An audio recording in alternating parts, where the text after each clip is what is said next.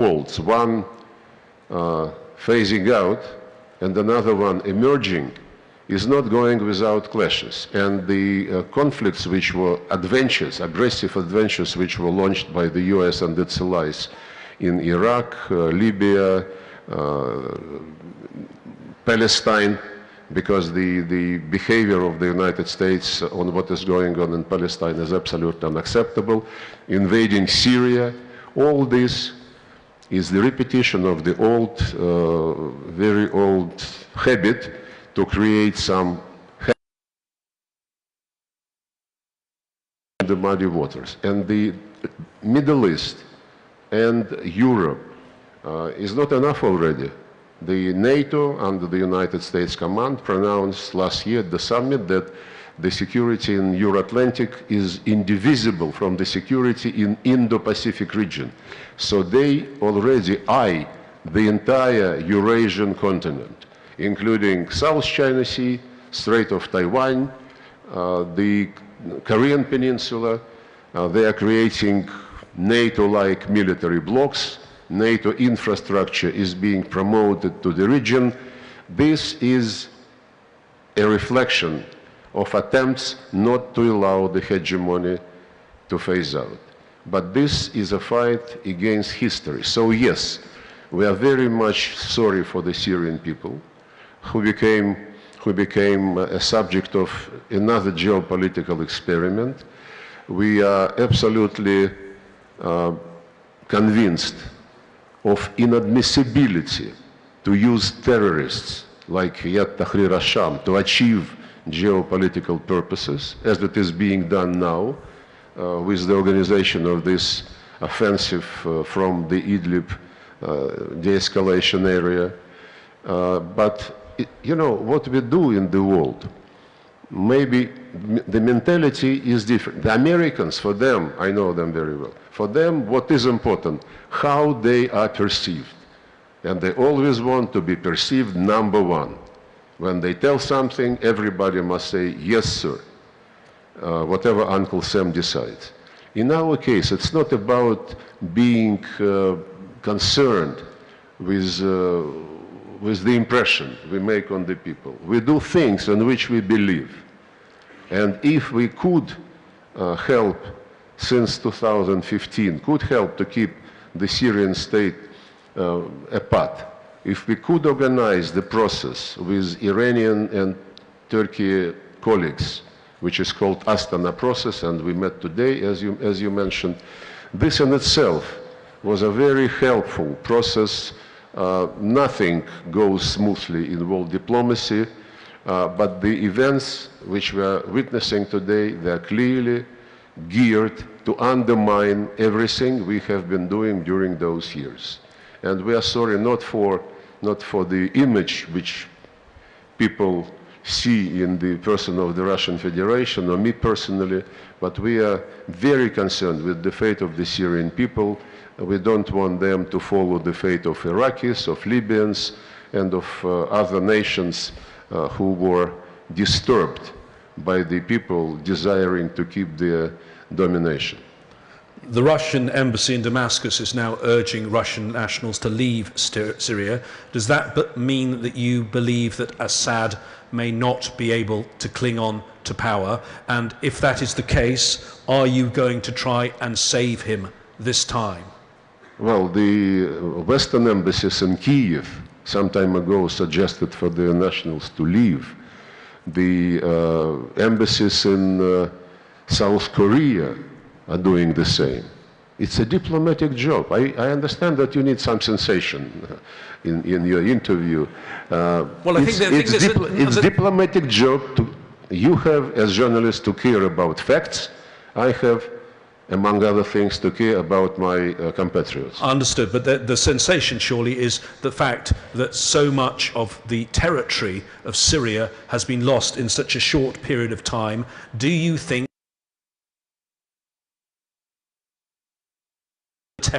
militarily, Russia helps the Syrian army with the Air Force, which is based at Khmeimim, and we help the Syrian army to counter the attacks of terrorists. What is the forecast? I cannot guess. We are not in the business of guessing. We agreed today with Iran and Turkey to issue a strong call, which I described, and we would be doing some specific steps to make sure that this call is heeded. You say that Russia has been helping the Syrian military. It clearly has. Are you not frustrated then that it seems in many cases the Syrian military just ran away? It's a bit like when the Taliban took over Afghanistan in 2021, is it not? Well, the Americans have been leaving Afghanistan even more safely, I think.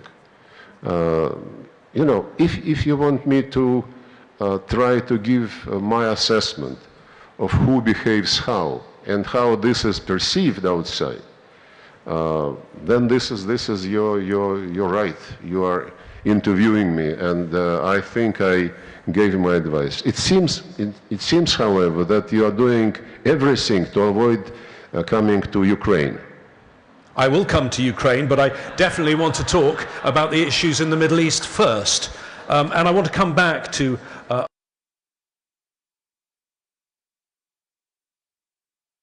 the UN blacklist, but their leader, Jelani, is now projecting Alawites that they are welcome. Do you see if he's telling the truth? Well, first of all, he is projecting this position as far as I checked with the Americans whether he is still on the US terrorist list, in addition to the Security Council terrorist list.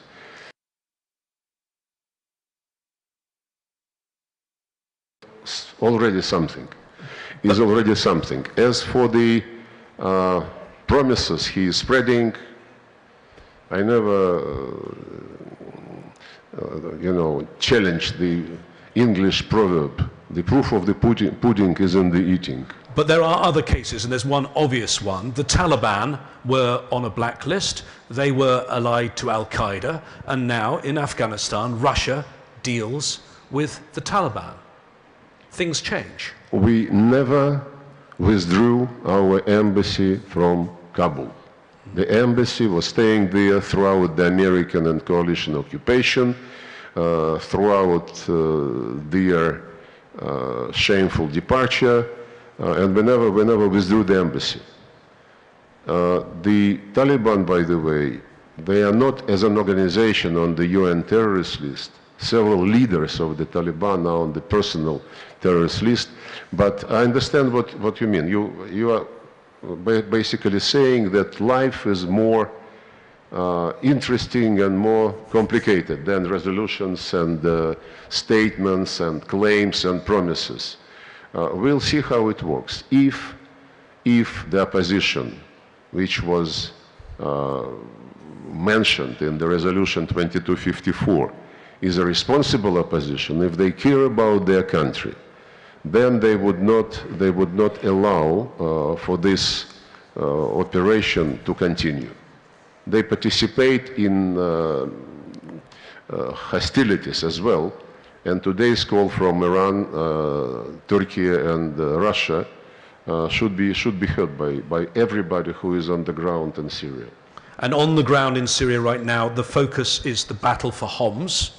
If Homs is taken, then the territory controlled by Assad will be divided in two. And on one side of that will be your big naval base that you were given for 49 years, sovereign naval base, and also your large air base in Latakia.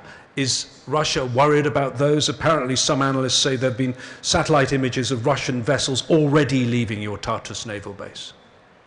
Well, there is a naval exercise in the Mediterranean. Maybe your satellite images took this for something different.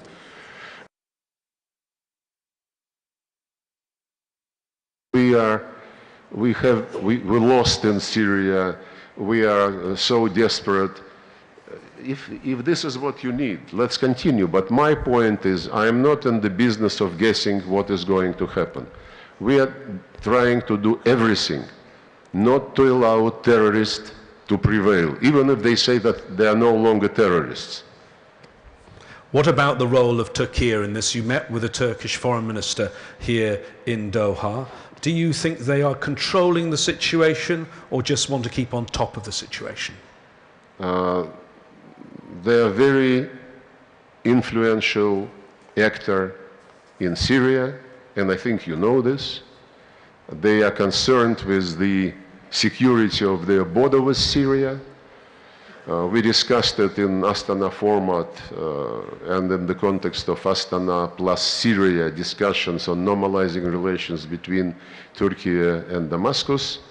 And there is a series of ideas which we want to put into practice to keep Syria territorially integral and united while ensuring security of the border, which is porous, has been porous for terrorist attacks on the territory of Turkey.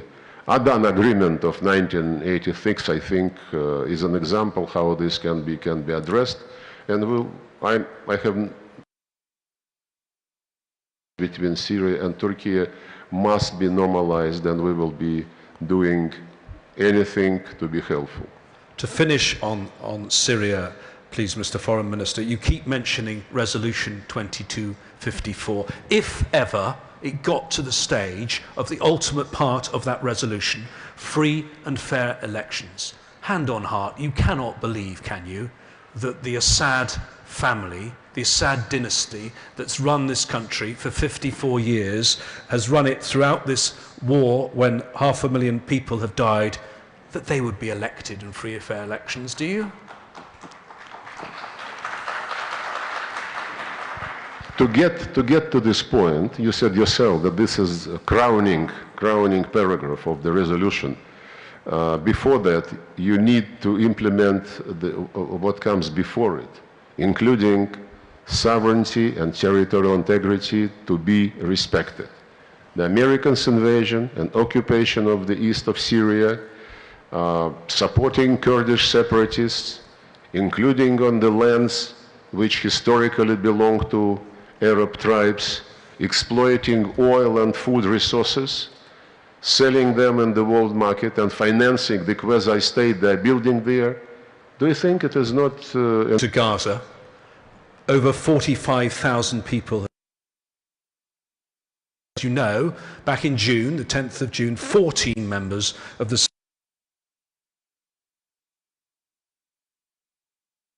Is there any valid reason, in Russia's view, almost 6 months later, why there is no ceasefire in place now? Because this was a resolution of the quality which we could not support. We did not veto it only because all our Arab friends, including Palestinians, did not want us to. They wanted to give it a try. It mentioned a Biden plan, and the Americans were persuading us during the meeting of the Security Council that this Biden's plan is supported by Netanyahu. We asked to circulate the Biden's plan. They said, oh, no, it's not necessary, trust us, trust me, like Schwarzenegger used to say. So we abstained. And it turned out that the plan does not exist, that Israelis are not committed by anything. So this plan turned out to be one of the rules on which the world order must be based, rules-based world order, nothing specific. So with resolution intended not to be implemented, how can we expect that it would? Israel has now killed... No applause? Israel has now killed many of Hamas's commanders. Do you think it has any real reason to continue fighting, or is it just causing carnage, death and destruction deliberately of Palestinians? Well, we strongly condemned the terrorist attack on the 7th of October last year. But at the same time, we strongly condemn the way Israel reacted, basically by starting a collective punishment of the Palestinians. I discussed with some Israeli colleagues this issue, and well, not even in the, I think publicly, either the Minister of Defense or some other official from the cabinet, when asked why don't you take measures, you know, so that you prevent the damage to civilians, peaceful citizens, he said there are no peaceful citizens there in Gaza. As of the age of 3, they are all terrorists. And with this philosophy, and when Antonio Guterres condemned the terrorist attack and then said, added, but it did not happen in a vacuum. You remember what Israeli reaction was? The former ambassador demanded that Guterres resigns. Eventually he was declared persona non grata. Unbelievable. And I don't think Israelis are doing good for their own interests, because this notion that they are terrorists when they reach the age of 3 years, well, this is of course the figure of speech, but for almost 80 years, generation after generation is growing in the situation of occupation and the situation of blockade. And of course, the parents and the teachers at school, people, and what happened in 1948. So unless Palestinian state is created, unless Palestinian state is created, extremism would be breeding and breeding and breeding in the region. There is no doubt. And just to say that we will exterminate all Hamas members, I don't think it's a serious pledge. Let's move to Ukraine, and some are suggesting there are lots and lots of proposals emerging. Can I put to you President Zelensky's latest proposal, because it seems to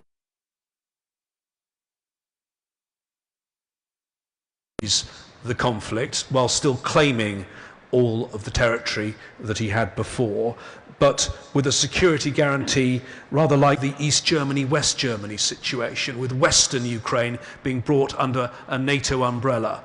What do you make of that? Is that in any way acceptable to Russia? Some time ago I stopped following what Zelensky says. He can change his position from A to Z overnight, depending on how he feels at this particular moment. It is not about Korean option, German option, or any other option which he calls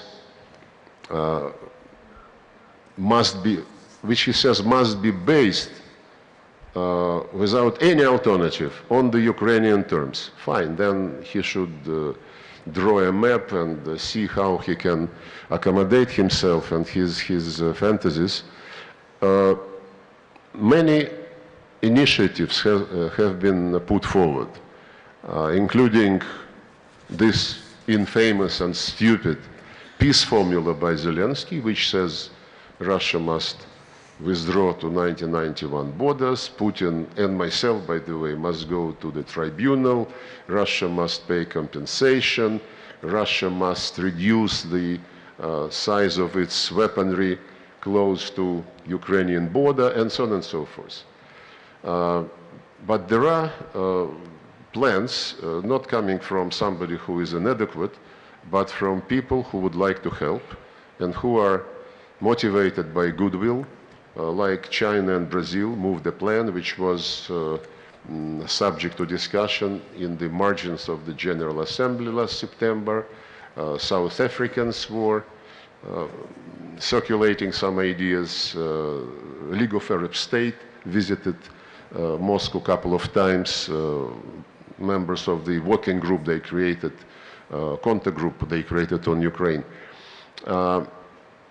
None of the initiatives, they're all dictated by goodwill, no doubt. We don't dispute that.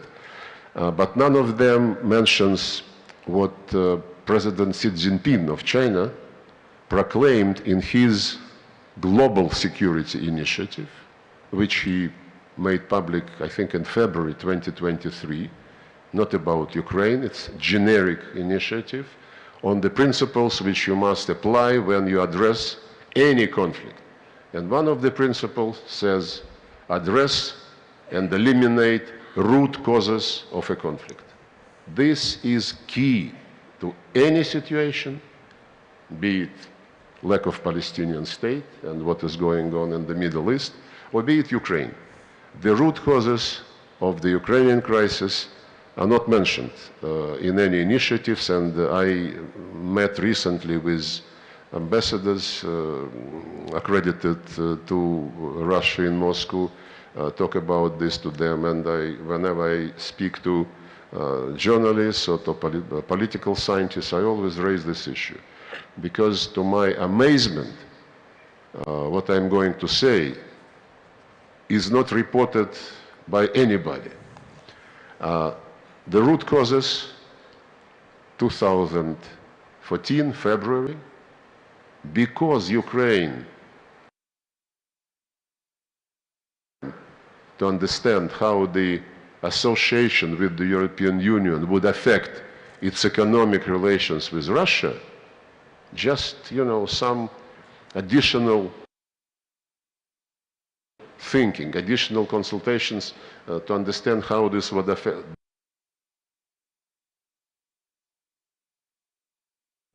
And they wanted to have no tariffs with European Union. And we have a lot of protection with the European Union for many industries of ours. So we told them, guys, if you open up, we have to close the border with Ukraine, because we would be flooded by the European goods, which are on most things are more competitive. And that's why Ukrainians asked for some more time to think. Actually, we suggested to EU and to Ukrainians to have a meeting at 3 and to discuss it.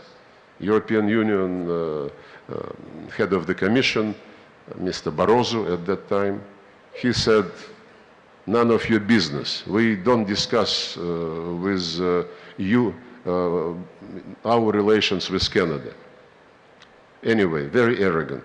So the request to postpone the consultations was used as the trigger for this Maidan demonstration, which culminated in February 2014. Can I bring you back to the present day now, Mr. Flores, because we're running out of time? Yeah, I understand that you represent cancel culture. No, not at all. Not at all. Whatever part of root causes you don't like, you want to switch over them. No, I think you explained I'm not going. Well, if we are running out of time, then I was right. You wanted to drown me in Syria. I think these are rather important issues. I addressed it very seriously. Briefly, this confrontation between the president and the government was resolved with Germany, France, and Poland witnessing and guaranteeing the deal between the government and the opposition, and next morning they took all administrative buildings. And the deal signed the night before said we create a government of national unity and go for early elections. And when they took the administrative building, they said, please congratulate us. We created the government of the winners, not of national unity, winners. Then they said, their first announcement was, we will cancel the status of the Russian language. They sent armed groups. But this all is cancelled. We were only accused, you annexed Crimea. No attention to the fact that Crimeans held referendum. They said territorial integrity. A few years before that, they announced unilaterally, without any referendum, independence of Kosovo, and said this is in line with the UN Charter because which is the right. So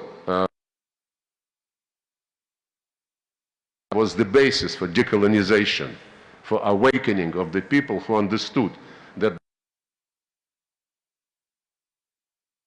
By the same token, the people whom Zelensky, in an interview before the special operation, called not people but species, and publicly said those who live in Ukraine and feel associated with the Russian culture, get out to Russia. These people do not consider Zelensky and his regime as legitimate masters. Mr. Foreign Minister. And the last point, human rights. This you cannot interrupt. Article 1 of the United Nations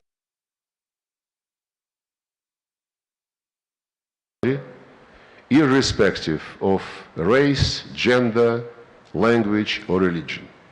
In Ukraine, since 2017, 5 years before the special operation started, they passed legislation, piece by piece, exterminating legally Russian language at all stages of education.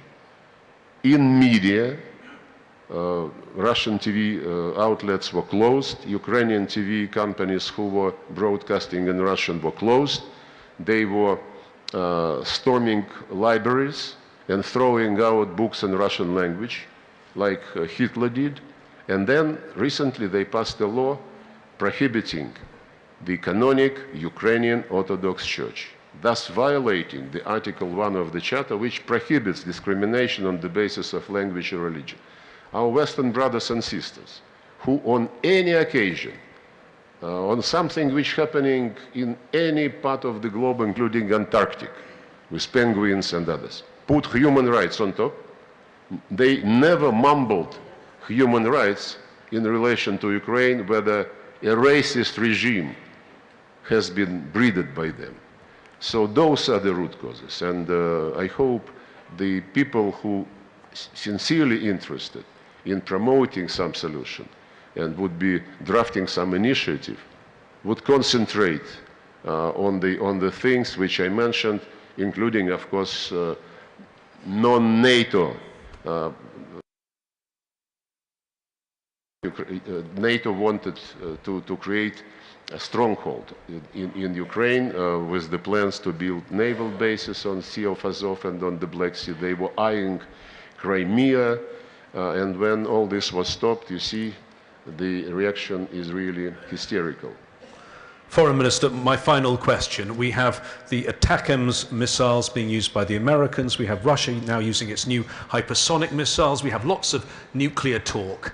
How dangerous is this moment right now, in your view, in your long career as a person at the top table of global diplomacy? And do you hope that the arrival of the Trump administration can turn the page?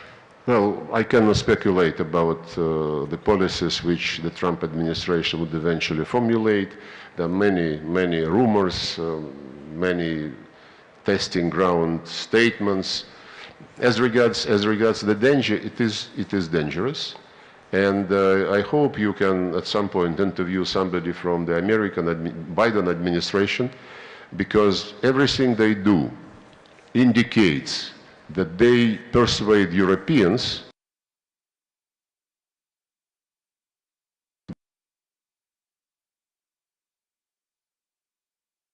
they push them farther and farther, providing an example like and the British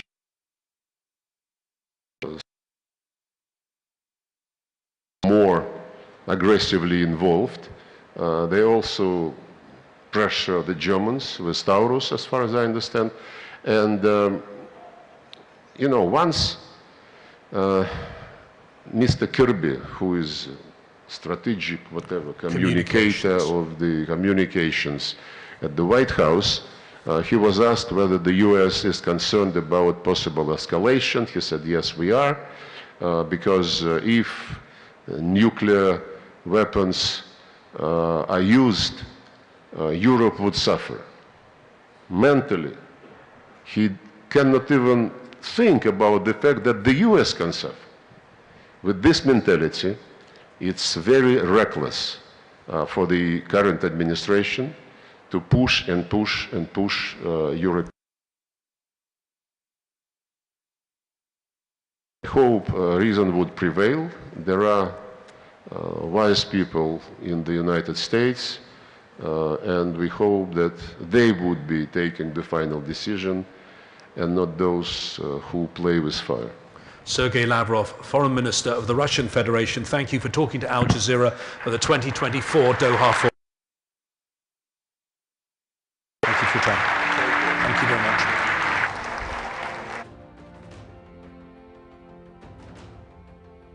Thank you very much, James. Potentially catastrophic conflagration of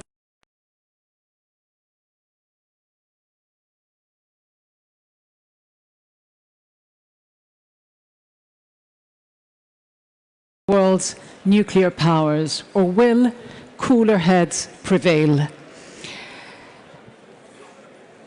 Extremely important there to hear the Russian perspective on so many of the world's key crises, from Syria to Gaza and, of course, Ukraine. Minister Lavrov, as you heard, dismissing many of the proposals that have been put forward by the Ukrainian President Vladimir Zelensky, but highlighting the importance of some of the global principles that have been presented by China on the need to address some of the world's root causes when it comes to tackling and solving some of the many intractable and thorny crises in the world today. Minister Lavrov emphasized the importance of looking at some of these root causes in the context of Ukraine. He went back 10 years from where we are today to emphasize the need to understand some of the Russian perspective, which we have just heard. Now, our next session will involve a more global perspective on how to solve the Russian conflict. As we set the stage for our panelists, let me remind everyone that the session is entitled Global Stakes in the New Phase of the War in Ukraine. We all just heard how we literally are standing on the precipice of what could be a very dangerous moment in this war. For months, many people around the world have been warning about the dangers of a wider war. Some believe that we could be on the verge of a third world war. So are we inching closer to that catastrophe, or can we step back from the brink by trying to use more creative approaches to solving some of these difficult situations around the world? I'm going to invite to the stage now the moderator of our next session. It's my pleasure to introduce Mark Leonard, who is co-founder and director of the European Council on Foreign Relations.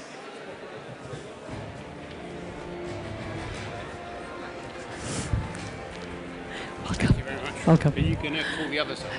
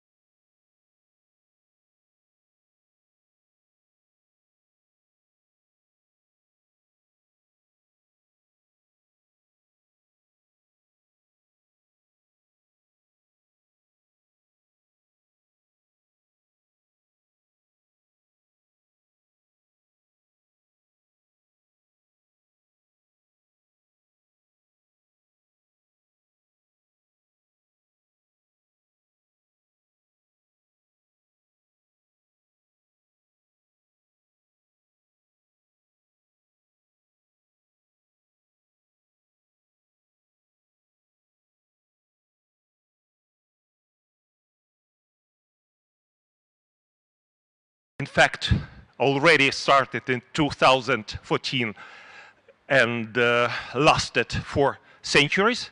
This is neo-colonial war, genocidal war, and this is not just only war for Ukraine, since my country, my nation, is fighting for the rights of everyone in this whole, especially as far as the terms neo-colonial and genocidal war is concerned.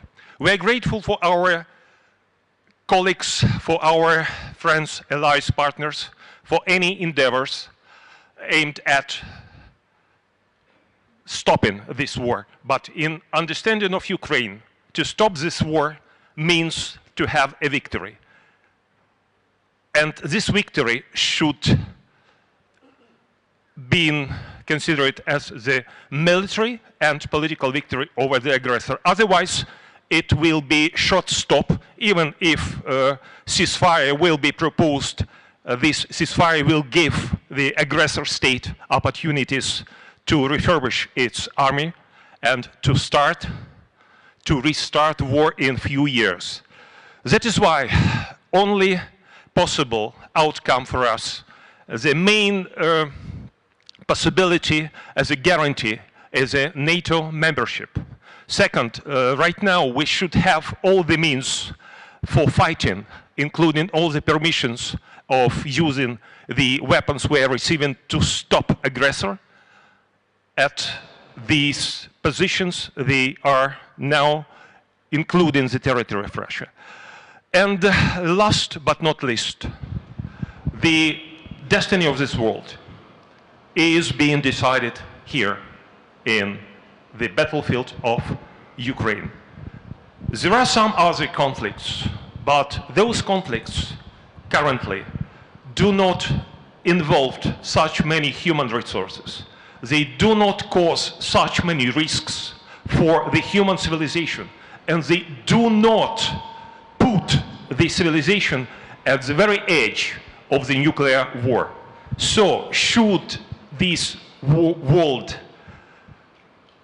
like to continue its development, growth, and stable, let's say, stepping up on the civilization stairs, this conflict, this war should be finished with according to the international law, according to the United Nations statute. Otherwise, everything in the international policy is useless. Thank you. Thank you very much, Ambassador.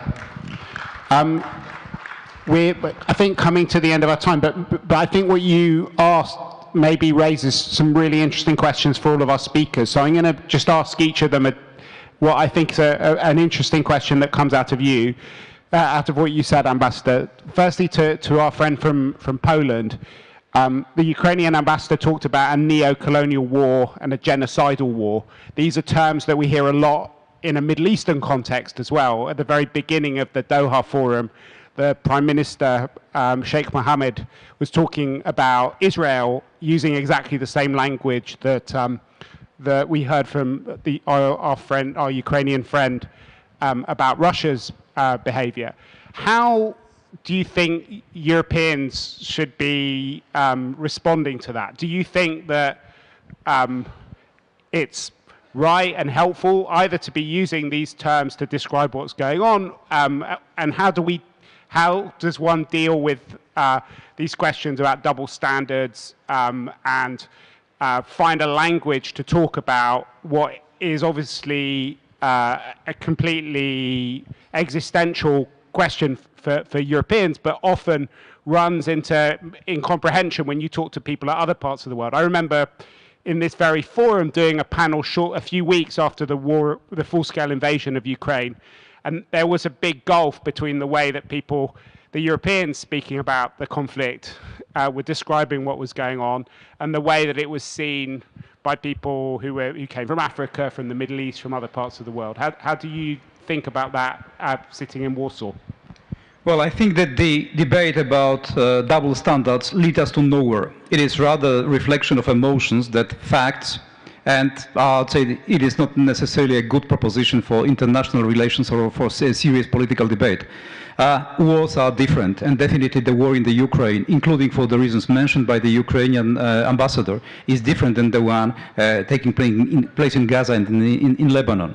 The situation, the humanitarian situation, the situation in Sudan is different to the one in the Middle East. There is always a talk about double standards. But referring back to the comment of my Turkish colleagues, he is absolutely right. Values matter, and values, I would say, apply to all of the conflicts, and irrespective of the differences, international law, I would say limits of exercising military power, involving also the legitimate right for self-defense and responding to the aggression, is beyond a doubt, and there is no dual standards on that. Perhaps the performance of international community has to meet, I would say, the understanding of the commonality of standards as regards the international conflict solution. So to our friend from Turkey, we just heard the passionate comments from the Ukrainian ambassador. Before we went on the stage, we heard from the Russian Foreign Minister, Sergei Lavrov. You were talking before about how we need to have an outcome that satisfies both sides. He was talking, Minister Lavrov was talking a lot about the root causes. One of the kind of central root causes in his mind was about Ukraine's eventual membership of the European Union and of NATO. How do you reconcile that in your mind with what we heard from our friend from Kiev? I'll try to answer your question first, and then I'll have a comment on the ambassador's points. That's exactly what we're talking about when we're saying diplomacy and sitting on the table and discussing and trying to make peace with your enemy. That's exactly what we're talking about. There's a Russian point of view, there's a Ukrainian point of view. These sides will decide how the war ends. But Ukraine is not saying whether Russia can join other entities, and they're not asking Russia to become a neutral country that disarms. This is all the part that we're talking about. If we are just taking one word which is said and then say, okay, if this person is saying that, then we will not do the other thing. Then we have not the negotiation, then we don't have diplomacy. Of course, a lot of things will be said, but there's also realities and grounds on the ground, and there will be, this is the negotiation part of it, you know? Trying to find the way where both sides say, okay, I can live with that, and this is something viable. So this is the issue at hand here. Of course, there will be different points, but this is the whole thing of having forums like this, to hear these different points, see them, try to understand them, and then try to work on them. Now, with all due respect to the ambassador of Ukraine to Qatar, of course I understand his duty and his passion, and I understand that his country is under attack. There's no question on that. However, any conflict, any war, and any loss of life is unacceptable. I'm sorry, Ambassador. What is happening in Gaza is plain out genocide of children, women, elderly people, and people who do not have arms. I am not comparing any conflict in the world to any other conflict. One loss of life is too much. If that is a child, if that is a woman, if that is an elderly person who doesn't have any arms or the right to defend himself or capability to defend themselves, then we are all responsible for that. So we shouldn't make a distinction between the horrors of this world. And yes, there is a lot of talk about double standards, and I actually do think it does help to talk about these things, because it is this double standards that has brought us today where we are today. Because if you apply one point to one place and then another point and the same point not to another place, then people start to think, okay, if I can get away with this, then maybe I can do this here as well. So this is what we're saying. We have to approach all of these things with a certain respect towards everybody. And that's why we're saying the United Nations Security Council has to be reformed. Right now, the United Nations Security Council, one country is voting against another country without even looking what is being proposed. Why? Because they're opposing the other country. Simple as that. Where are we going to get results from this system that we have brought about after the Second World War? And this is what we're debating. The European Council, as I mentioned, is also a product of the end of the Second World War, brought about by people who ended the Second World War. I mean, big names that Churchill one being of them, Adenauer being the other one. So we have to work on this. It's our responsibility towards our history, but also our responsibility even more to our future and to our children. Thank you. Thank you very much. So last question to you, Zheitong, about China's relationship with Russia, because one of the key questions I think facing people is what kind of relationship is evolving now. You have written in the past about how China needs to move away from its non-alignment stance and to build up meaningful relationships with other countries, and Russia was one of the countries that you cited a long time ago, long before the full-scale invasion of Ukraine. And many people think that actually, you know, behind all the talk of peace and respecting international law, it's been quite important for the government in Beijing not to see Russia defeated, because things are seen through this bipolar prism that you described earlier. How do you see the relationship of China and Russia developing, and what does that mean also for how China is going to weigh its options as we enter this new phase in Ukraine? Mm-hmm. Well, first, I would answer the question directly. And China-Russia relationship becomes more consolidated after the war took place in Ukraine in 2022.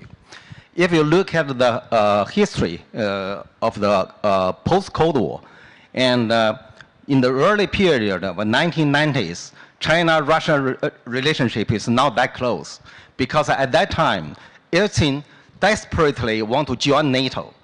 Only after this efforts defeat, and then Russia found that there is no way for NATO to accept the Russia as a member of that organization. Russia is unhappy with the organization 19 plus 1. He said, why would you make it to the 20? And then the NATO members said, no, we don't want to have a 20, because 19 plus 1 means, and you're opposite to us. So after that, and the Russian initiated the improvement with China, but then the relationship is not solid as today. The reason is very simple, because they still feel, and they need the European more than need China. They have a strategic relationship with Europe more than with China. And only after the war, they find that no matter in terms of economy or security or culture, and it's no way for Russia to continue their traditional relationship with Europe, and then they turn to the East. Their strategy, they call the shift from the Western-oriented foreign policy to the East-oriented. That means get closer to China. So today, the improvement China-Russia relationship, mainly because of Russia's efforts. Okay, that's a first. And second, and from my understanding, and because now we're talking about whether the difference between Trump and Biden. I think Biden very clearly stated he wants the war continue rather than he wants the war ended. And he I think last week or the week before, he said that we have to send every penny, and already passed at the Congress to the Ukraine and have the war continue. So he didn't talking about the end of the war. So I think that's possibly the difference between the Trump and Biden, to end the war or continue the war. I don't know whether Trump has the capability to stop it or not. I have no idea. At least rhetorically, they're talking different destination. The last point is that, from my understanding, China-Russia relations heavily based on the common threat from the United States. And the U.S. impose this strategic pressure on both of China and Russia, maybe differently. And they impose a threat on Russia.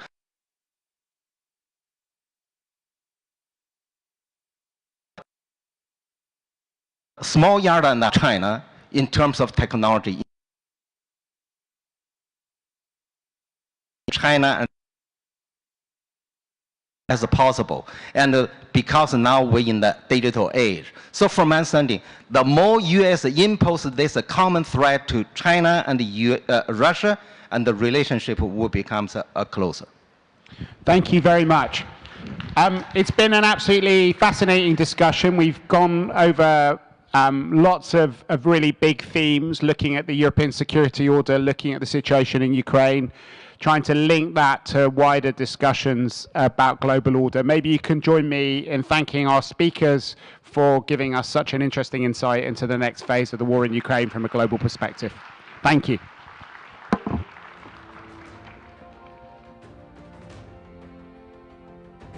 Thank you, Mark, and thank you to all our panelists. Could I invite you, please, to regain your seats while we prepare for the next session? A thought-provoking discussion here on stage, starting with the war on Ukraine, at a time when so much of the world's attention and focus has shifted from the war in Ukraine to other regions, to other wars. Thank you. Gentlemen, may I invite you to regain your seats while our panelists join us on stage in a moment or two. Our next session is a panel discussion entitled Preventing Another Year of Tragedy in Palestine, Shaping a Way Forward. Now, this is perhaps the most defining issue of our time. Some, as you have heard here on stage and elsewhere, have called it a genocide.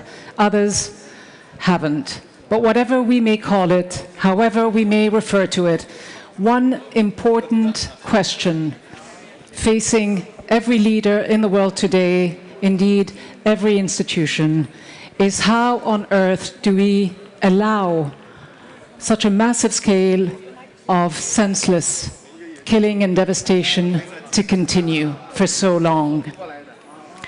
How do we ensure justice and accountability?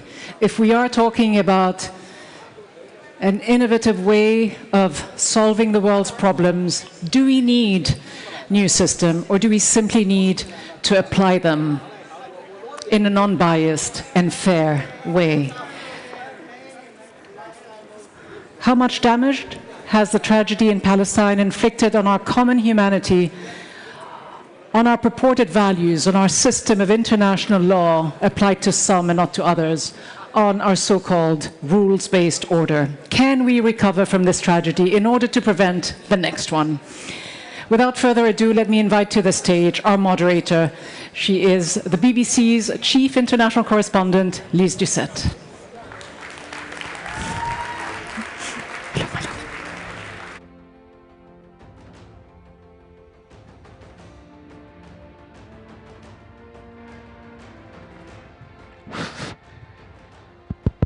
Thank you so much, Gita. We're running a bit late, so I'm going to ask my distinguished panelists to come and join me on the stage immediately so we can get right down to business, starting with Daniel Levy, who's chatting with the moderator instead of listening to the moderator. So please, our distinguished panel, please come. Mustafa Barghouti, the minister. Blina is here too. Please come and join me.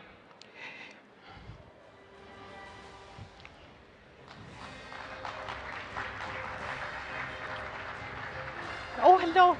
Lovely to see you. Good to see you. Good to see you. Good to see you. Yours is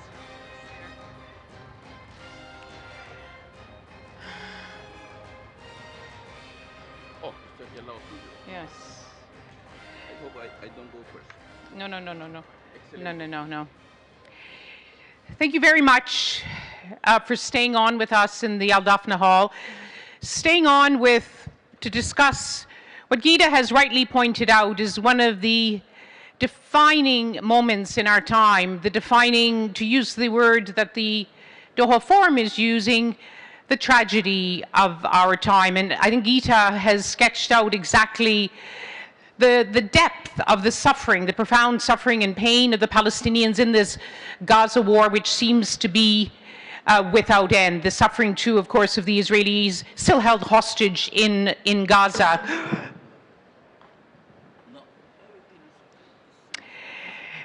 We want to use the next 45 minutes. We want to approach it not with broken hearts, but with very sharp minds, because, as you all know, it has taken, tragically, this really unprecedented moment of suffering for the Palestinians, this war triggered by the Hamas attacks, that has put the Palestinian issue on the agenda as never before. There have been more legal moves, more diplomatic moves, more political moves, more attention on focusing how does the world move towards what really many believe is the only solution to this conflict, to prevent this forever war, and that is a Palestinian state.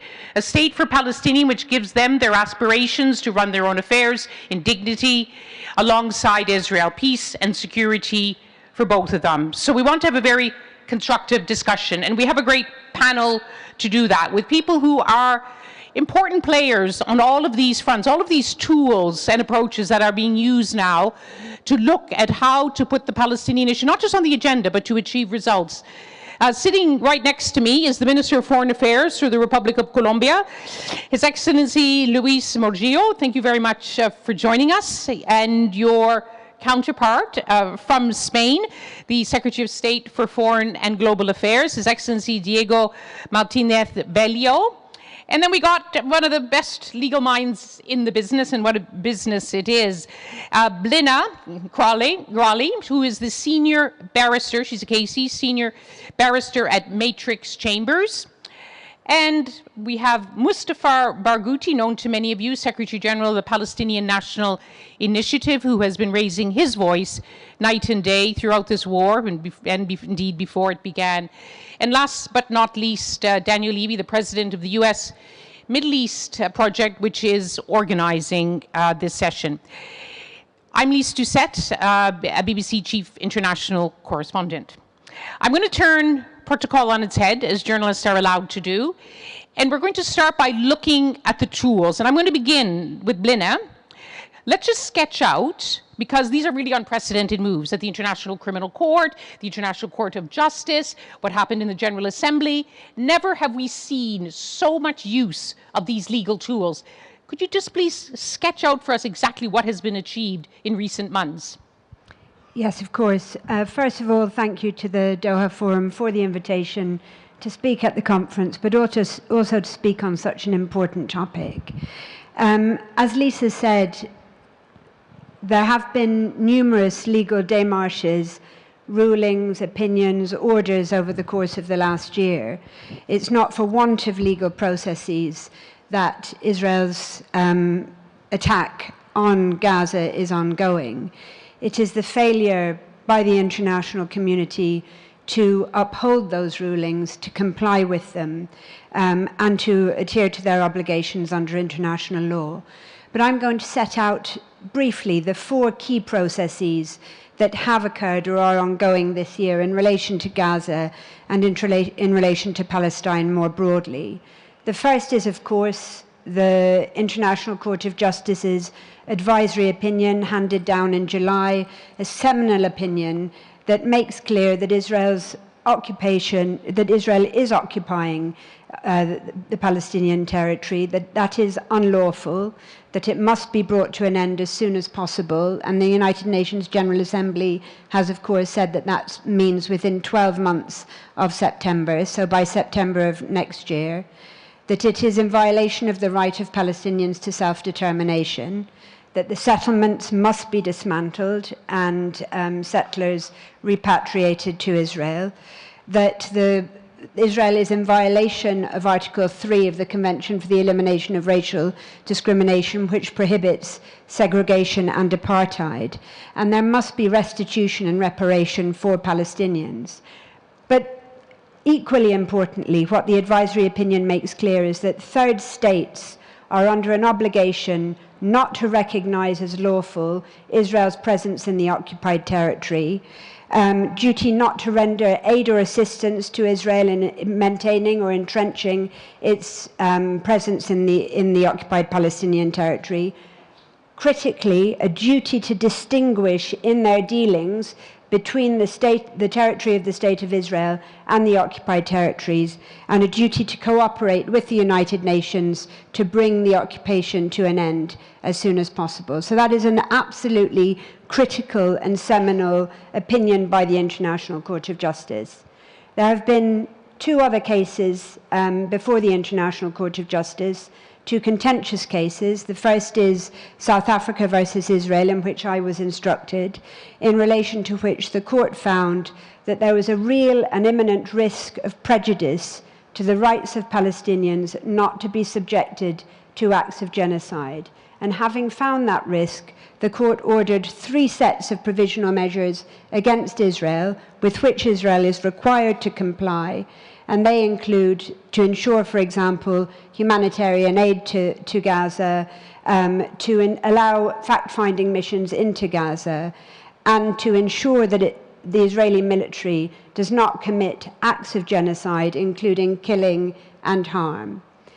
Equally seminal, but sometimes overlooked, is the case of Nicaragua versus Germany, which is critical because it looks at the obligations of third states, in particular Germany, in relation to the aid and assistance or complicity by Germany in what Israel is doing in Gaza.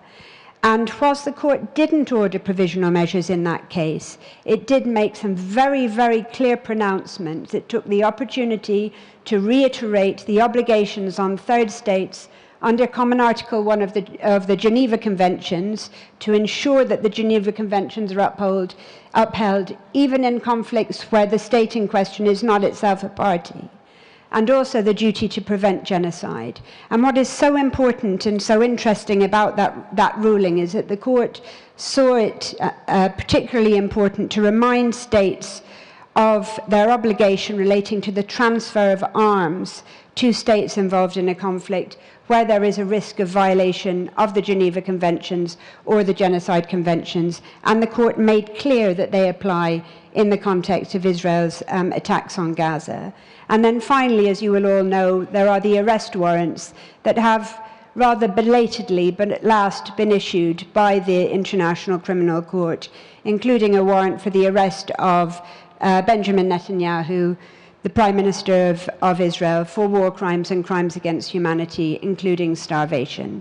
So there is not a problem in the sense of there are legal processes, they are being implemented, they are being sought, but the difficulty is, and the critical problem that is facing not just the international institutions, but also the international legal order at present, is the failure by states to comply with those rulings and the failure by the international community to ensure that they are upheld, that has really led to a crisis point at present for international law.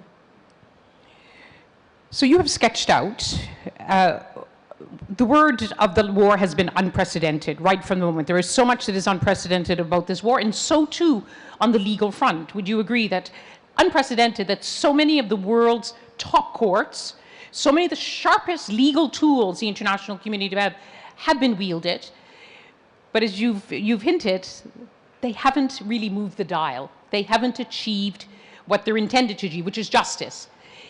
They've been mocked, they've been ignored, the courts themselves are not recognized by all the world powers. Briefly, do you have any other legal tools in your toolbox? So I have just come here actually from the Assembly of State Parties to the Rome Statute of the International Criminal Court. It was being held this week in The Hague. It was a bleak and somber affair. You had the President of the International Criminal Court addressing the Assembly of State Parties, talking about the extraordinary and unprecedented situation facing the court, the coercive measures, threats, sabotage against the court, which she described as being an existential threat to the court. And it's very difficult to disagree with that assessment, but not only that assessment as it applies to the International Criminal Court, but to the international legal order as a whole. And it's in significant part, as I said before, due to the failure by the international community to seek to hold Israel accountable for what it is doing in Gaza. There is more that can be done. There are 5 things that I will set out very briefly that can be done. because now really is the moment for states, for international lawyers, for civil society to push back, to try and ensure that the international legal order, the international rule of law is not trampled upon, but comes out stronger, because the future, any alternative future is where what is happening in Gaza is normalized, is frankly too bleak to contemplate. Just list, because we're going to have to get on so to very the other, quickly, states can redouble their commitment to international law, number one. They can intervene in the cases that are currently before the court, South Africa versus Israel, Nicaragua versus Germany, also Gambia, Myanmar. It's not about Gaza, but it is about the Genocide Convention, and it will determine the interpretation of the Genocide Convention going forward. They can bring forward further advisory opinions. Norway is indeed spearheading an initiative at the United Nations General Assembly in relation to the unprecedented attacks on UNRWA. Lawyers in domestic jurisdictions can bring cases. I myself am involved in a case in the United Kingdom challenging the UK's continuing exports of parts for fighter jets to Israel. And, of course, it is not just about weapons. The advisory opinion, paragraphs 278 and 279, are clear that states need to reevaluate their dealings with Israel, whether they be cultural, military, political, economic, to ensure that they are not, in their dealings, upholding the illegalities. Thank you very much. Minister Bello from Spain, let me bring you in here. Spain has joined the South African case about genocide. You have backed the General Assembly resolution which endorsed the International Court of Justice's ruling on occupied territory. But you and Spain, Norway, Ireland joined the many other states which have all recognized Palestinian statehood. We've had a very clear account of whether the legal tools are working. Was your recognition of statehood a symbolic move, or what do you think it has achieved? Thank you. And we were party also to the advisory opinion on the occupied territories. I don't think it was symbolic. Of course, we don't think a state materializes out of thin air, and especially given the circumstances. But we thought that after these many years, after the Oslo agreement and negotiations, a peace process, of course the process is supposed to have a term within your life. It's already been going on for 30 years and we see no outcome. So we thought that for those, in fact, holdouts, because Western countries, Western European countries were holdouts, Eastern Europe recognized in 1988, we needed to do something to break the impasse. We've been, in fact, managing this conflict for the last at least 20 years. There's been no real peace initiatives for a long time. And people may have thought that this was under control until last year, and then we had the worst crisis in recent memory. It's first the number of civilians killed in Israel, the number of civilians killed in Gaza, what's going on in the West Bank, first direct attacks between Iran and Israel. So clearly the way we were doing things was an abject failure. So I understand that, and people say it's symbolic. In fact, when I hear it, we hear that even from counterparts. And when people tell you that something is symbolic or useless, I think it convinces me more of the usefulness, because if it's useless, nobody tells you, they just forget. And people keep reminding us. So we think it's useful. We think it's useful to keep the issue on the table. And what I'm speaking about the issue is the two-state solution. And quite frankly, in October, when we started discussing this at the European level, we insisted on putting the two-state solution on statements by the European Council. And it was a really strange feeling, because I've been following Middle East affairs for 20 years now. And one could feel that when Spain and Ireland and we and Slovenia, we started putting this on the table, some people look at us as if this were some kind of radical, strange idea. And even countries that have recognized Palestine, and countries whose position was that the end solution has to be a two-state solution, which are in fact all European countries. So that's we thought that it had to we had to bring a glimmer of hope first. That's for Palestinians, and also to remind people that we need to find a solution and not just ceasefire, which is very good, and I commend Qatar for all its efforts in trying to reach a ceasefire, the release of the hostages. But what we need to, I mean, in the midterm, is to move towards a two-state solution, and we all know the parameters, so there is no need to make anything up. And I think what's very simple is that we need to uphold international law, and that's all. At the end of the day, as has been repeated time and again, and in effect it doesn't have to be, at the end of the day, it's Israelis and Palestinians who will have to make peace, and Spain, like all Western powers, wants to maintain relations with the Palestinians and with Israel.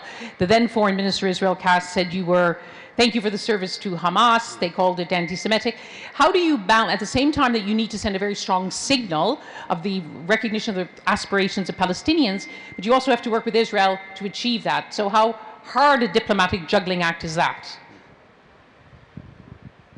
Yes, on anti-Semitism, we have the Spanish government has a very active policy against anti-Semitism. We are absolutely implacable against anti-Semitism, xenophobia, Islamophobia, whatever. So this is, there's a study by the University of Tel Aviv that in 2023, Spain was the country with the least number of anti-Semitic incidents as compared to the population. So the Jewish population in Spain is relatively small, but that's compared to the population. So, and I don't think that's the link to the fact that we've taken this position on defending also the rights of Palestinians. We don't feel, I mean, I said before, we're not taking sides. We are defending international law, international values, what, I mean, many countries, and in any case, all European countries say they defend. So we are doing in practical terms. We've done it with recognition. We've done it by defending funding for Palestine, for UNRWA, condemning the laws from the next set. And so this is not taking sides against Israel, and I'm deeply convinced that the two-state solution is the best road ahead for the security of Israel as well. And we just have to see what happened in October 7th to see that the current path does not bring security to Israelis. Good. So the recognition that was granted by the European states then brought the number in the General Assembly 146 out of 193.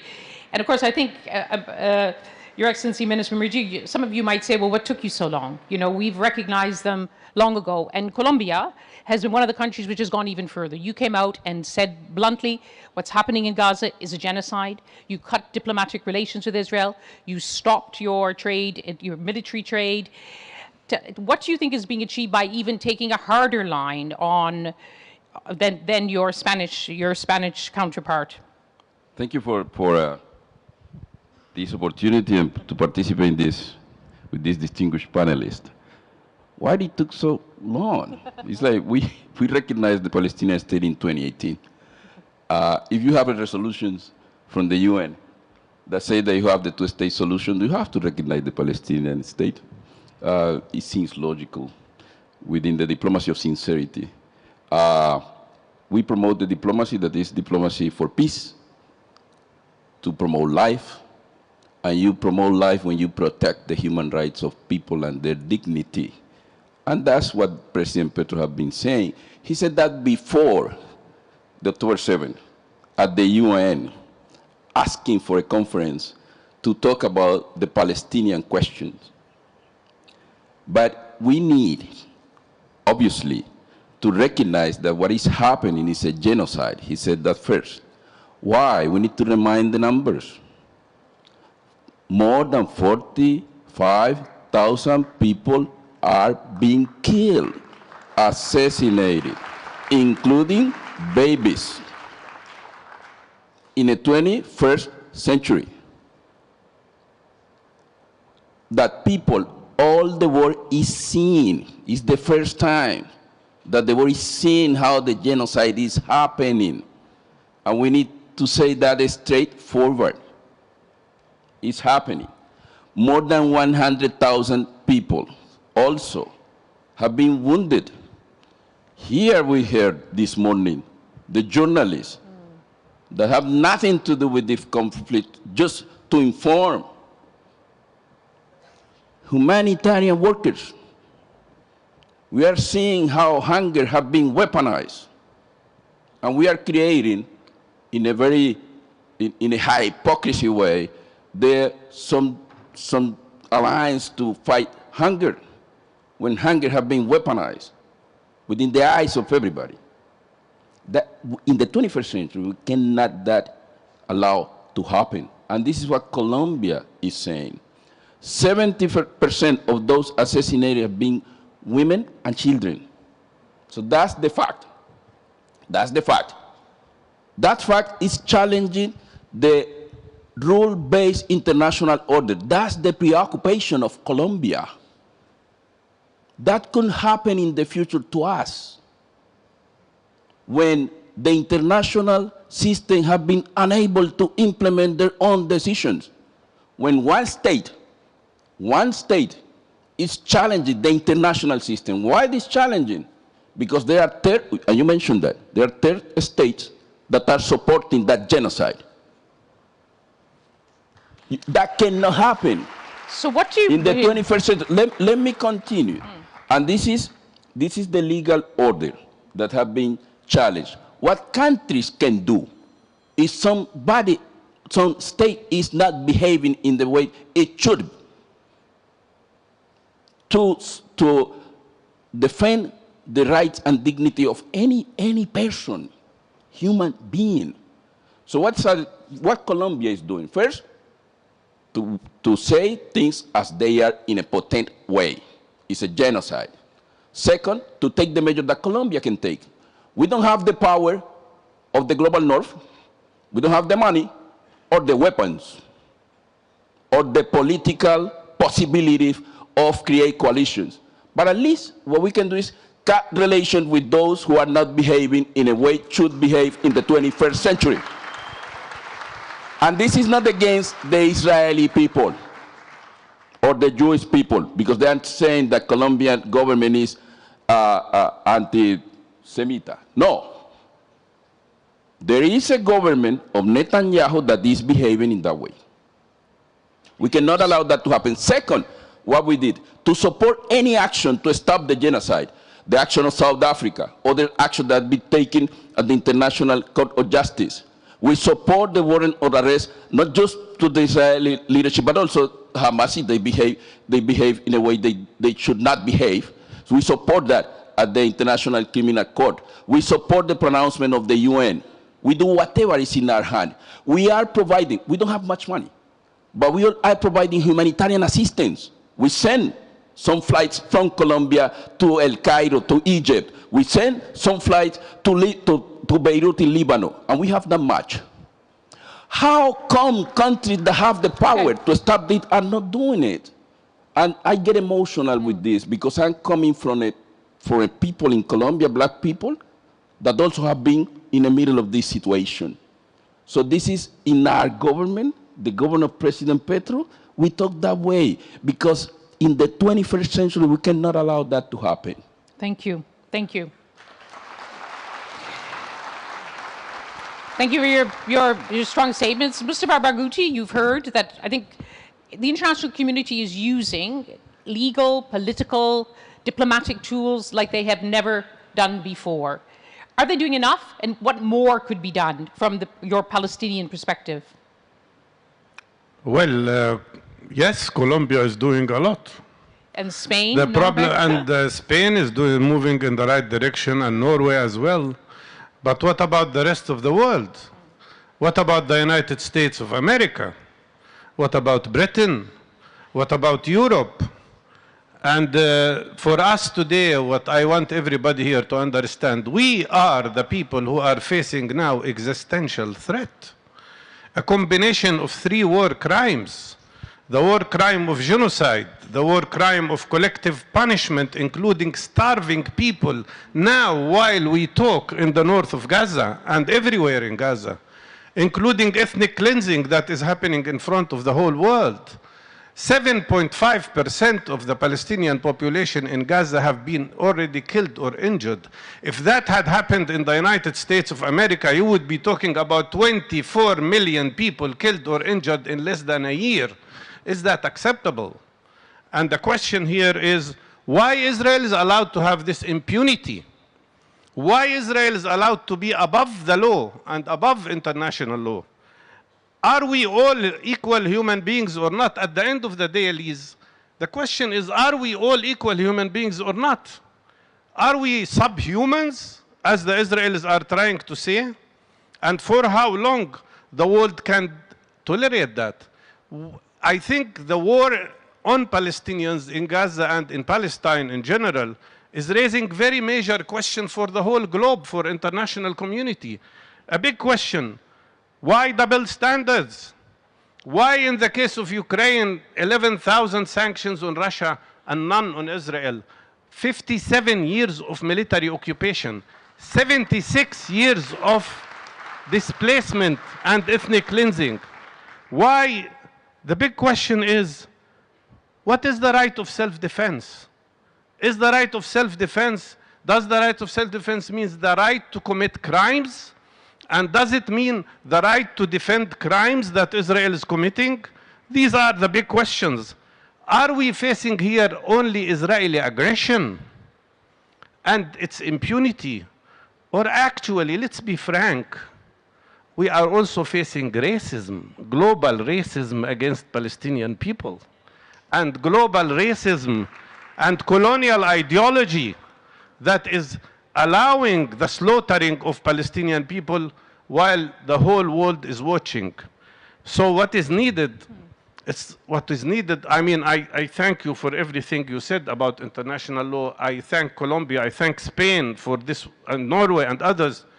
But the big question is, for how long can you, the people of the world, tolerate the massacres that are happening every day? 50 to 100 people are killed every day. People are slaughtered around the clock. For how long this can be tolerated? And that's why our demand is very clear. You want to apply international law, you want to claim that international law exists and international humanitarian law exists, impose sanctions and boycott on Israel now. This is the only way. This is the only way you can achieve a change. This is the only way you can influence the situation and you can make a difference, like Colombia did. And that's what we want. And let me say, those who keep speaking about two-state solution, honestly speaking, if you say two-state solution and don't demand the end of Israeli illegal occupation according to international law immediately, and the removal of Israeli illegal settlements from the occupied Palestinian territories, and the recognition immediately of Palestine, then this is not a call for two states. It's hypocrisy just to give Israel time to continue the annexation of Palestinian land. Thank you. Thank you, Mustafa. Thank you very much. Thank you. Daniel Levy, I know you're not here to speak on behalf of the Israeli government, but you have a very nuanced understanding of Israeli society, which includes, well, a certain community of peace activists, which includes lawyers, which includes people who are speaking up and have very strong views about this war. Perhaps you could sketch for us about how what you see coming out of Israeli society through this war. Thank you, Liz, and it's an honor to be with these other panelists, and I strongly agree with what has been said by others on the panel today, and so I try and put that through the prism of what you asked, Liz, which is, can we connect that to what's going on in Israeli society? It is terribly depressing, the reality that there is something of a consensus, not wall to wall, but far more deep than one would like to imagine, that is not questioning what's going on in Gaza. There is a feeling that a social contract has been broken when it comes to the Israelis being held in Gaza, the indifference of the Israeli government to that is felt by many. But if I'm going to connect the threads, then what I would try and get across is, if you want to understand why the situation is so bad, yes, one goes to the history, which is long-standing.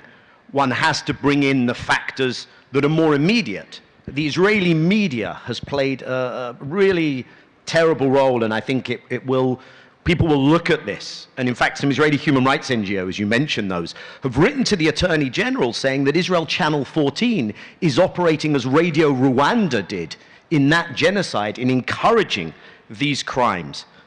But the heart, beyond that media coverage of why we are where we are, is everything that's been said here. It's one word. It's impunity.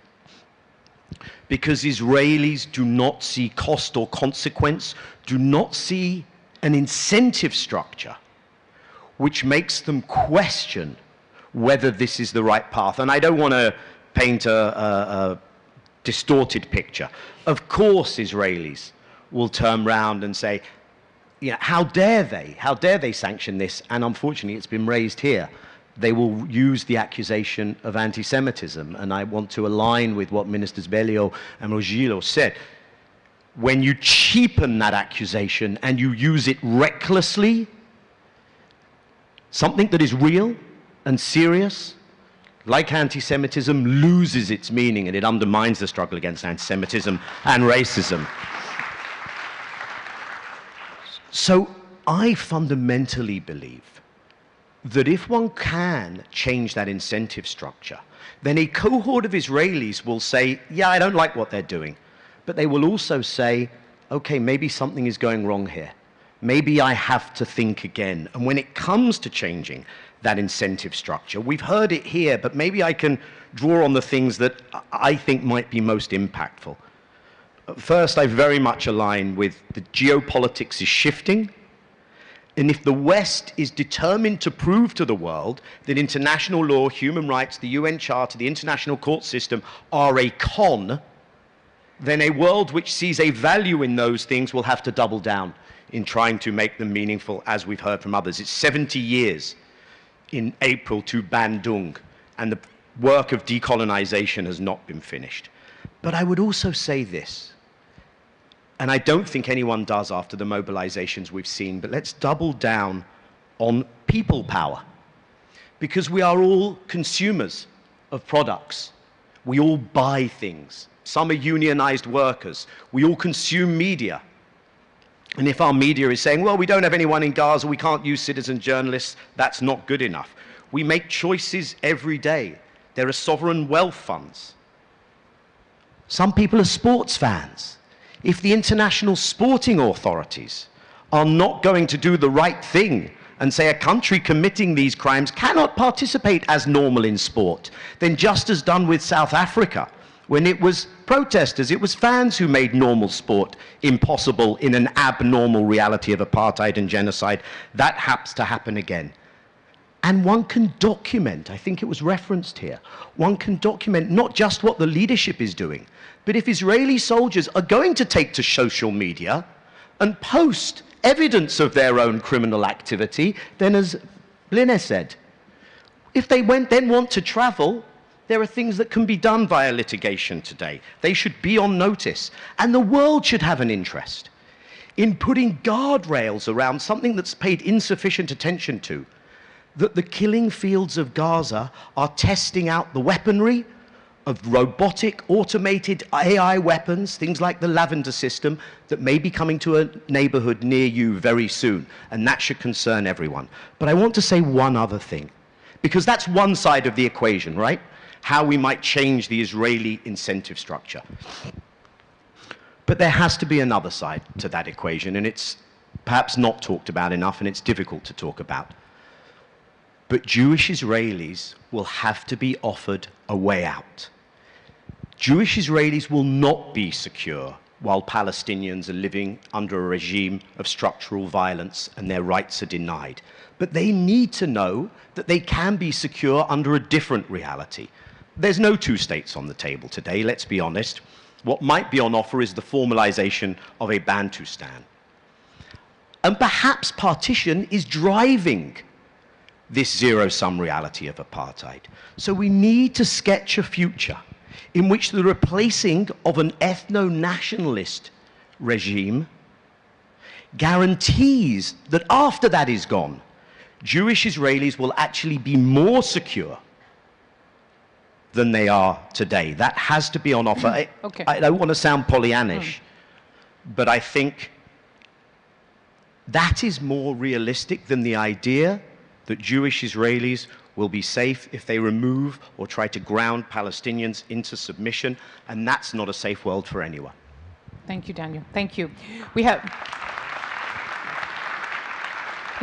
9 minutes on the clock, but I'd like to come back to you, Mustafa, because you always distinguish yourself by trying to be very constructive about Palestinians themselves trying to find a way forward. Daniel talked about where he saw some light or where he saw Israeli society moving at this moment. Where do you see Palestinian society, Palestinian leadership, in light of all this other international steps that are happening, of course, the crushing war? How do Palestinians see a way forward? Because they should, in effect, also be showing leadership, and I'm sure you'd be the first to say that. Well, Palestinians gave a chance to the so-called two-state solution and to negotiations and to Oslo agreement. But now they have discovered two things. First of all, that they were consumed by two illusions. One illusion is the possibility of having a compromise, a solution of a compromise with the Israeli establishment. Israel is saying, Israel passed 4 laws. One nation state law, which says that the right of self-determination on the land of historic Palestine is exclusive for Jewish people. They just passed a law preventing a Palestinian state, in which not only the Israeli government parties voted to which, but also the opposition parties. Third, eliminating the work of UNRWA. Fourth, stripping away citizenship from Palestinians who live in Israel if they support Palestinian rights. What you are talking here about is the rise, I'm sorry to say it, but I have to say it, the rise of fascism. And that fascism is going to affect even the Israelis themselves. So that illusion of a compromise with this establishment is gone. The other illusion that the Palestinian Authority followed was that the United States of America can be the mediator in achieving a solution. We found in this war that they are absolutely and totally biased to Israel. They are the ones that supplied Israel with thousands of tons of explosives. 86,000 tons of explosives were thrown on Gaza. 36 kilograms of explosives for each man, woman, and child. So I think what is happening in Palestine, what we need in Palestine, something I don't want to talk much about, we'll talk about it tomorrow, is unity. Unifying Palestinians around a strategic goal and around a strategy that is unified. That's our duty and we should do it. But I think now everybody realizes that what we need is an alternative program, an alternative strategy that is demanding our rights as people, not only to survive from this terrible atrocity, but also to have a future of self-determination, of freedom, of prosperity. And that cannot be achieved without struggling for our rights. We are not in the process of negotiations, we are in the process of struggling for our freedom and for our rights, and that means bringing back the nature of national liberation movement to our struggle, rather than being consumed with illusions. Thank you. Thank you very much. We don't have much time, 5 minutes, but Minister Bailey, I just want to bring you in because the United States has been mentioned. Mustafa Barghouti saying that they cannot be the neutral mediator. They've often played a role in the past. We see already the contours of President Trump's team, President-elect Trump's team, ambassadors who say it's Judea and Samaria, it's not the West Bank, officials committed to the annexation of the West Bank. Is this a worry in Europe that it's actually going to become a lot harder? A lot harder. In fact, yes. in a completely different direction from where Europe and where Colombia has been heading, and many in the global south have been heading for a long time. Well, we'll see what happens. Of course, there are the appointments that you mentioned. We also see that they have President-elect Trump has said that he wants to stop the war before he is inaugurated. I read that his envoy was in the Middle East these days, and they were discussing, and from what I gather, they were open to ideas. Of course, that doesn't mean they will act upon the ideas they receive, but that means that at least they're listening, so that they're listening mode. That's positive. So let's see how this pans out from January 20th. But I think, I mean, apart from what other states do, that's predicting the future. What's important is what we can do, each country on its own. And it was mentioned before about the consequences. Spain and Ireland requested for the association agreement between the EU and Israel to be reviewed to see if they are complying with their human rights obligations. That hasn't come to fruition yet, but we'll see. We will keep insisting on that. We have also, for a year now, not authorized any sales of weaponry to Israel. So we are complying with one of the requests that was mentioned here. And Spain has provided more than 90 million euros, I believe, since last year to Palestine. UNRWA, we have condemned UNRWA, the laws against UNRWA adopted by the Knesset, and we will keep doing our utmost to put an end to the slaughter and to bring about a political solution. I have to say that before I heard the Ukrainian ambassadors, and I don't share this idea of opposing Palestine and Ukraine. We are supporting Ukraine, we are supporting Palestine, and I feel absolutely comfortable in doing both, and I think we are doing the same thing in both, which is upholding international law and human rights. I wonder whether we can just, it'd be interesting to see what the mood is in this gathering here, distinguished people from around the world. You've heard what our distinguished panelists who are very actively involved on this file. How many of you are more optimistic now that this will move in a direction towards the achievement of Palestinian aspirations, whether it's a two-state or whatever it is? Are you more optimistic?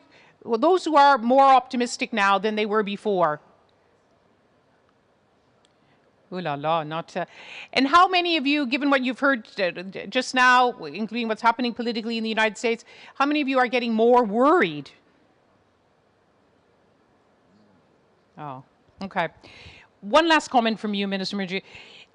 I know we're searching for the right term, whether it's the global south, the majority. You've already made it clear that you want to take a bold and very strong.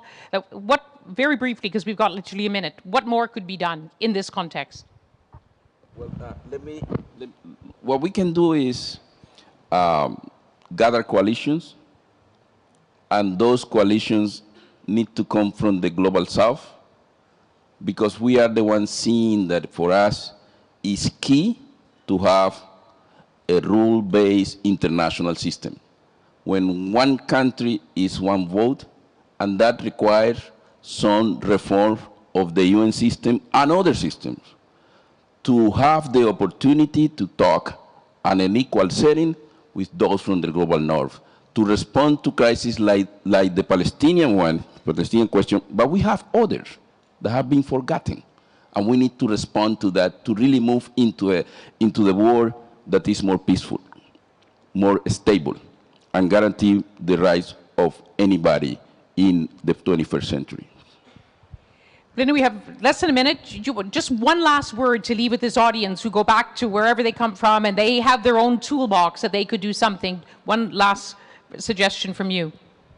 It's very difficult not to despair, not to lose hope at the moment. These are unprecedented times.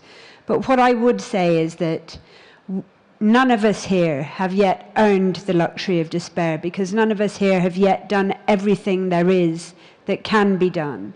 These are critical times, and we have to, as lawyers, as diplomats, as civil society, give everything we have to ensure that the international rule of law, that international law, that the institutions that have been established over many years, that they survive and that they are strengthened, that there is accountability, that there is parity in the application of the law to all, and that there is hope and restitution in the future. I think that's a very good way to end, because it is a very bleak time. It's a very depressing time. We have the luxury of not living in places where the unimaginable has been happening. Pardon? We've run off the clock. Unfortunately, it's only 45 minutes, and We've got Gita coming on. We'd love to take questions because I know there was but as a moderator, I had to give I don't know, I have to get permission from the panel. Do we have time for one? There was, what is your, yes, it has to be about the constructive ways. Just, is there a microphone? Or you have to just shout loud because we're running off the clock. Someone else.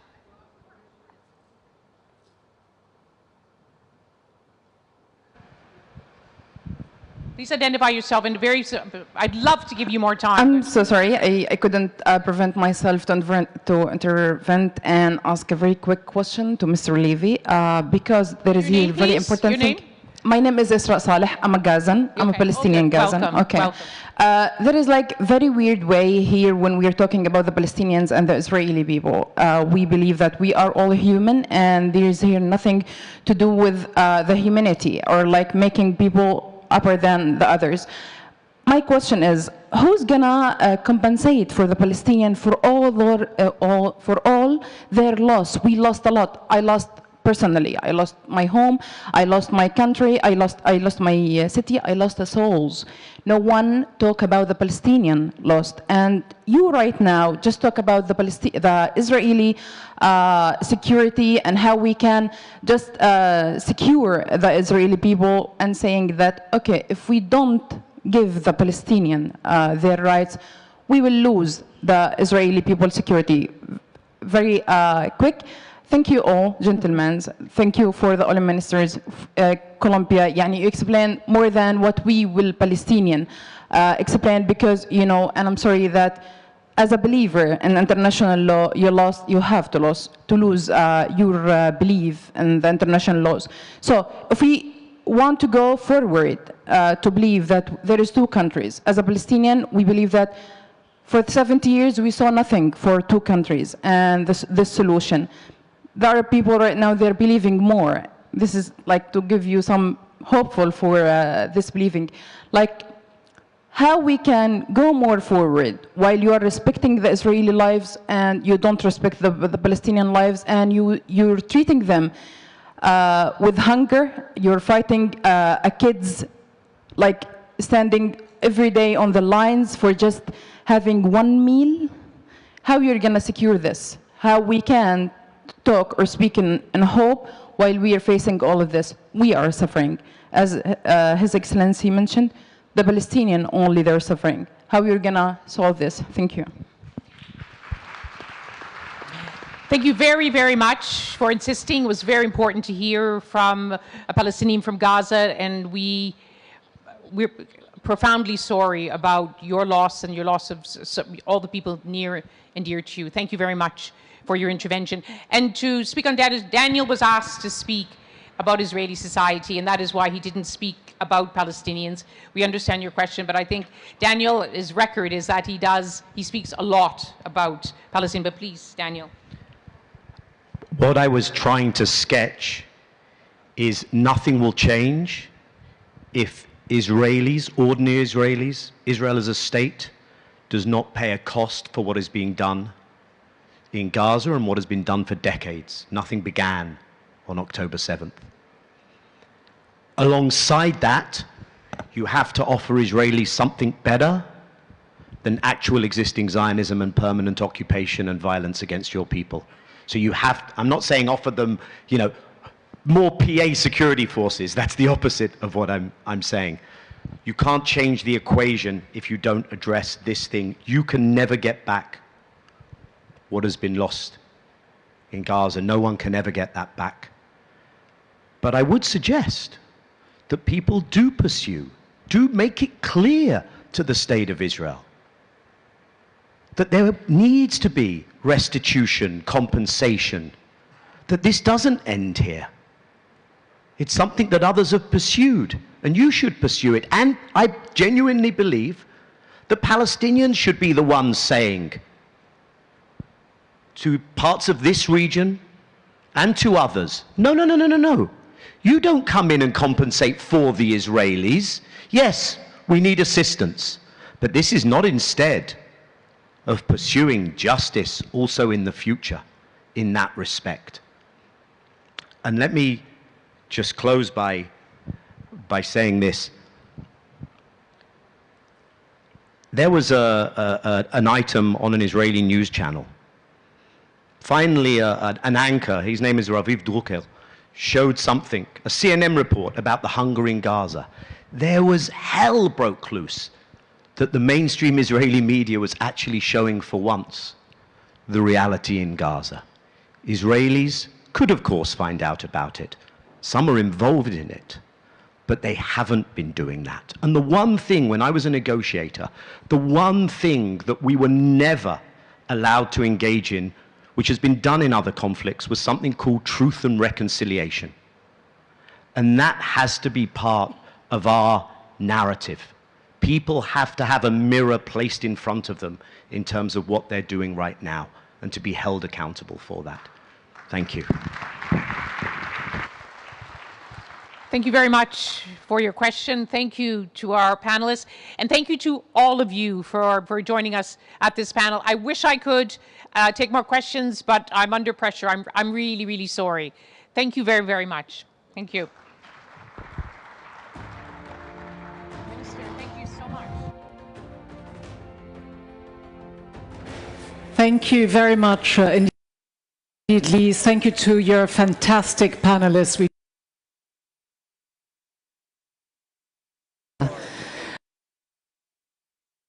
With such indifference to what is going on.